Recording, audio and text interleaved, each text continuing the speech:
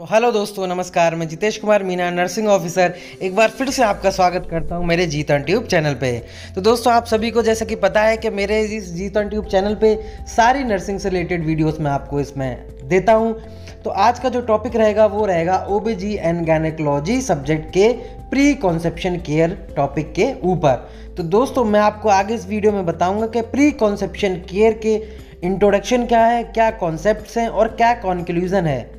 तो कृपया इस वीडियो को बिल्कुल भी स्किप ना करें, क्योंकि वीडियो थोड़ी लंबी हो सकती है, लेकिन सभी स्लाइड में आपको बहुत ही अच्छी इन्फॉर्मेशन मिल सकती है। साथ में आपको ये भी बता दूं, ये जो प्री कॉन्सेप्शन के टॉपिक है ये जीएनएम थर्ड ईयर का टॉपिक है, साथ में बीएससी नर्सिंग का भी ये टॉपिक है। तो जिस भी स्टूडेंट्स ने अपना अभी तक सिलेबस कंप्लीट नहीं किया हुआ है और उसके एग्ज़ाम जो हैं जल्दी आने वाले हैं, और जो भी स्टूडेंट ये प्रिपरेशन कर रहा है, तो मैं आपको आगे इस वीडियो में बताऊंगा कि किस तरीके से आप अपना पूरा सिलेबस कंप्लीट कर सकते हैं मेरी इस वीडियो के माध्यम से। तो चलते हैं दोस्तों अपनी इस वीडियो की। मेरे जीतन ट्यूब चैनल को अभी तक सब्सक्राइब नहीं किया है तो कृपया इसको सब्सक्राइब कर लीजिए और साथ में ही बेल आइकन को भी प्रेस करके ऑल पे दबा दीजिए, ताकि आपको ऐसे ही इन्फॉर्मेटिव वीडियो सबसे पहले मेरे जीतन ट्यूब चैनल के माध्यम से मिलती रहे। तो चलिए अपन चलते हैं अपनी वीडियो की ओर।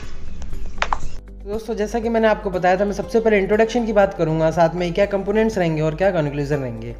तो अपन अगर इंट्रोडक्शन की बात करें और बात करें अपन यूएस की, तो सबसे पहले 4 मिलियन बर्ड्स जो है वो यूएस में 2003 में जो है ऑलमोस्ट बॉर्न हुए थे हेल्दी बच्चे, बट उसकी जो रैंक है इन्फेंट मोर्टेलिटी रेट जो थी वो 28th रैंक थी 2003 में। और अगर मैं बात करूं कि pre conception care has been advocated as a major to improve pregnancy outcomes, healthy child, children and mother with happy family, यानी कि जो प्री कॉन्सेप्शन केयर है वो एडवोकेट होती है हमारे हेल्दी चाइल्ड, चिल्ड्रन और मदर विद हैप्पी फैमिली के लिए, ताकि वो प्रेगनेंसी को इम्प्रूव कर सके, यानी कि उसके आउटकम्स को इम्प्रूव कर सकें।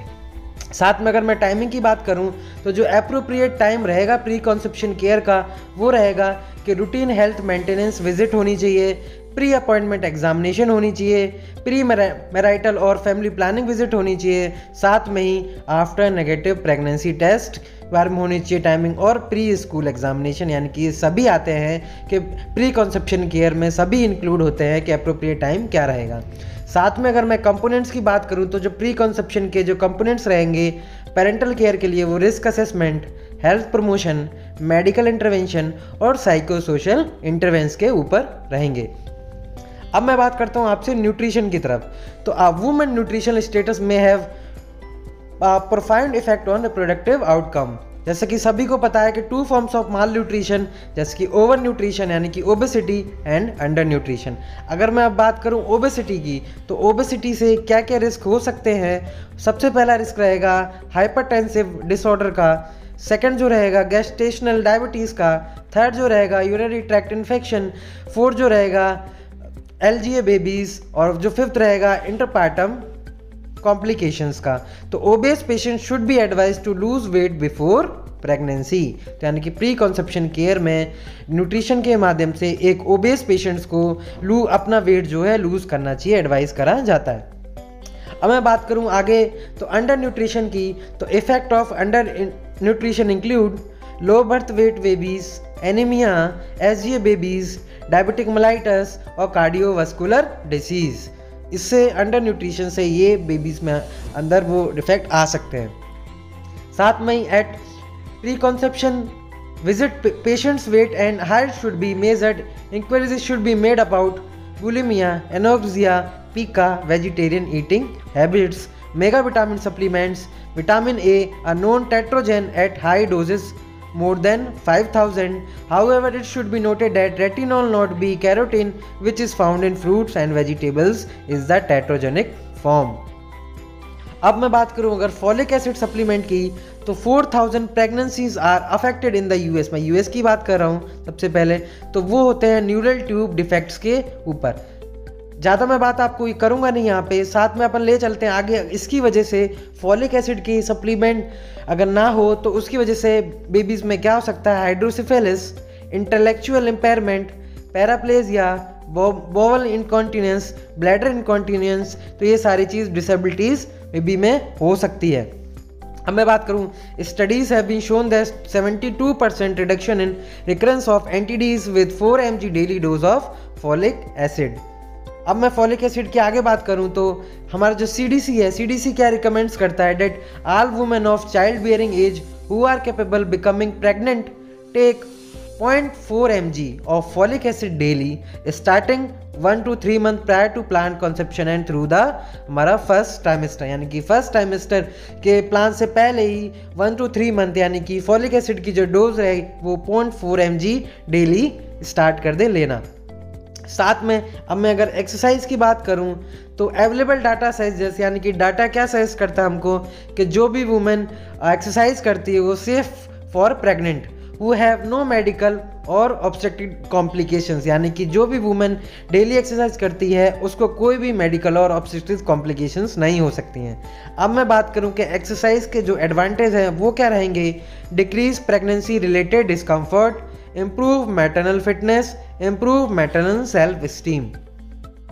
आगे बात करूं तो मैं डायबिटिक मेलाइटिस की, तो congenital anomalies is 2-6 times commoner in pregnant diabetic patients compared with non-diabetic pregnant women. RBS goal in pregnant diabetic is 110 mg per dl while 2-HPP should not exceed 115 mg per dl. साथ में मैं अगर hypertension की बात करूं तो pre conception hypertension should be adequately managed. Epilepsy की बात करूं तो epilepsy is the commonest neurological problem in pregnancy, जो कि क्या करता है, menstrual irregularity, ovulatory dysfunction and infertility. अब मैं बात करता हूँ फ्लाइन केटोन्यूरिया की, तो ये जो है वो ये मोस्ट कॉमन एरर है मेटाबॉलिज्म में, जो कि हमारे mental retardation, seizures, microcephaly, delayed speech, eczema और ऑटिस्टिक लाइक बिहेवियर कॉमन करता है। साथ में अगर मैं बात करूं अब जेनेटिक काउंसलिंग की, तो एक आइडियल टाइम है जेनेटिक काउंसलिंग का वो कब है कि जब कपल जो है conceive specially in advance maternal age और कंसंग्यूनिटी और family history of genetic disease. Example आपकी बात करूं तो जियोस हैव 1/25 चांस ऑफ अनकैरिंग जीन फॉर टैकिस डिसीज। अब मैं आगे बात करूं तो इम्यूनाइजेशंस की, ये जो है ये बहुत ही इंपॉर्टेंट है दोस्तों। इसमें क्या है, the following vaccine are recommended in pre conception period. वो कौन कौन सी है, टिटनस की, रुबेला, वेरिसेला, चिकन पॉक्स और हेपेटाइटिस बी अमॉन्ग अदर्स। अब मैं बात करूं कि लाइफ स्टाइल चेंजेस, तो लाइफ स्टाइल चेंजेस में अगर कोई वुमेन कैफीन लेती है तो caffeine is present in most beverages, बहुत सारे बेवरेजेस में पाया जाता है, साथ में चॉकलेट्स में पाया जाता है। तो इससे क्या है, over the counter medication such as cold and headache medicine, 1 cup of coffee contains only 120 mg caffeine, a cup of tea has 40 mg caffeine and a coke has 45 mg caffeine. Consumption of caffeine during pregnancy is quite common but its metabolism is slow. साथ में मैं cigarette की बात करूं तो cigarette smoking increases caffeine metabolism leading to high intake. अब मैं बात करता हूं इफेक्ट क्या होने वाला है, decrease fertility, increase spontaneous abortion, decrease birth rate. अब मैं अगर टबैको की बात करूं तो 12 to 20% of women smoke during pregnancy, subjective themselves and their influence to a number of adverse effect. जो भी वुमेन ड्यूरिंग प्रेगनेंसी टबैको का सेवन करती है वो बहुत सारे एडवर्स इफेक्ट उसमें हो सकते हैं। Women contemplating pregnancy should be advised to quit smoking. अब मैं अगर आगे बात करूं अल्कोहल की, तो most severe consequence of exposure to alcohol during pregnancy is fetal alcoholic syndrome FAS, consisting of a trial prenatal or postnatal growth retardation, neurodevelopment abnormalities and facial abnormalities, the largest preventable cause of birth defect and mortality rate in Western world. Intending mothers should be counseled that there is no safe of alcohol consumption during pregnancy. तो दोस्तों जो भी महिला, जो भी mother अपने pregnancy के time में अल्कोहल को इंटेक करती है उसमें क्या इफेक्ट्स हो सकते हैं, infertility, spontaneous abortion, hypertension, stroke, ये सारी चीज़ें हो सकती हैं। अब मैं बात करूं तो इलिसिट ड्रग्स के बारे में, तो ये क्या होते हैं, pre conception visits, Inquiry should be made about drugs and used and counsel referred and access to recovery program should be offered as the case may be. Example, marijuana, heroin, cocaine, their effects are, इनके effects क्या हो सकते हैं? Hyper activity, inattention syndrome in old years, low birth weight baby, IUGR, pre-eclampsia, ब्रूप्सिया, placenta, foetal distress, sudden infant death syndrome और GI का क्या हो सकता है दोस्तों? डिसफंक्शन हो सकता है। अब मैं बात करूं एसटीआई की, तो दोस्तों एसटीआई क्या होता है? इसमें सेक्सुअल ट्रांसमिशन एक इन्फेक्शन है जिसमें कि प्री कॉन्सेप्शन विजिट में गुड अपॉर्चुनिटी है स्क्रीनिंग का, ताकि जेनाइटल इन्फेक्शंस जैसे क्लैमिडिया, गनोरिया, सिफिलिस और एचआईवी से स्क्रीनिंग करके प्री कंसेप्शन विजिट में बचा जा सकता है इन्फेक्शन से। इसके जो इफेक्ट्स क्या हो सकते हैं दोस्तों? Chlamydia including conjunctivitis, pneumonia, syphilis, spontaneous abortion हो सकता है दोस्तों सिफिलिस से, नॉन इम्यून हाइड्रोड्रॉप्स, स्टिल बर्थ और न्यूनोटल डेथ। गनोरिया से ऑप्थेल्मिया, न्यूनोटोरियम और एचआईवी। अब मैं बात करता हूँ लाइफ स्टाइल की चेंजेस की कंटिन्यू करते हुए। मेडिकेशन, यानी कि अगर एंटी हाइपरटेंसिव मेडिसिन कोई ले रही है मदर, तो उसमें रीनल इम्पेयरमेंट हो सकता है। और डायरेटिक्स, जैसे कि एंटी हाइपरटेंसिव डायरेटिक्स ले रही है तो डिक्रीज मैटरनल प्लाज्मा वॉल्यूम। और अगर एंटी कॉन्गुलेंट्स ले रही है जैसे वारफरीन और is a teratogen and it's cross placenta. तो दोस्तों अगर कोई प्रेग्नेंट वूमेन एंटीकॉन्गुलेंट्स ले रही है तो ये जो वारफरीन है ये क्या है? प्लेसेंटा को क्रॉस कर सकता है। लेकिन ध्यान रखें, heparin is better substitute because it does not cross placenta. अगर कोई महिला एंटीकॉन्गुलेंट्स ले रही है और वारफरीन की जगह हेपरिन ले रही है तो भी ठीक है, क्योंकि ये जो हेपरिन है एंटीकॉन्गुलेंट्स ड्रग ये प्लेसेंटा को क्रॉस नहीं करता है। साथ में एंटी थायराइड ड्रग्स या फिर हाइपोग्लाइसेमिक्स जैसे oral hypoglycaemics should be switch to insulins. अब मैं बात करता हूं आगे आपकी लाइफस्टाइल की चेंजेस में कंटिन्यू करते हुए ऑक्यूपेशनल एक्सपोजर्स। तो increasing no women are entering the work force world wide and most in their reproductive years, बिल्कुल करेक्ट है। The pre conception visit is the best time to identify and control exposure that may affect parental health and pregnancy outcomes. तो दोस्तों जो 3 most common occupational exposure reported to after pregnancy है वो कौन से हैं? पहला ऑर्गेनिक सॉल्वेंट्स जैसे कि painting, printing, varnishing, plastic etcetera, lead example smelting, printing, battery और वीडियो डिस्प्ले टर्मिनल्स। अब मैं बात करता हूँ अपने डोमेस्टिक वायलेंस की। तो domestic violence is increasing recognized as a major public health issue findings from 1998 national violence against women survey.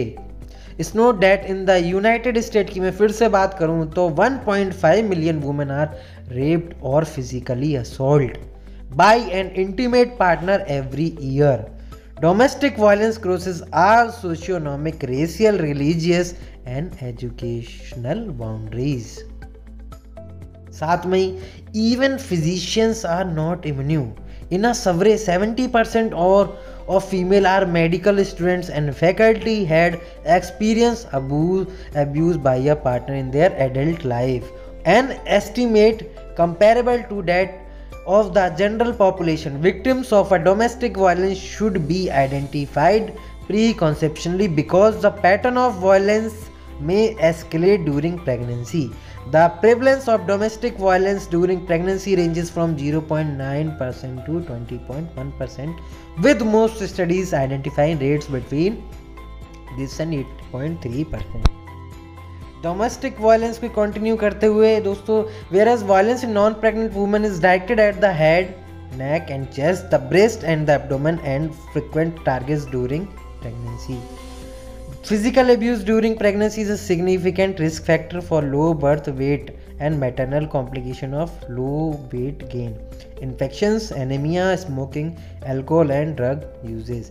If it is identified that a patient is the victim of domestic violence, the physician should assess her immediate safety and make timely referrals to local community resources and shelters.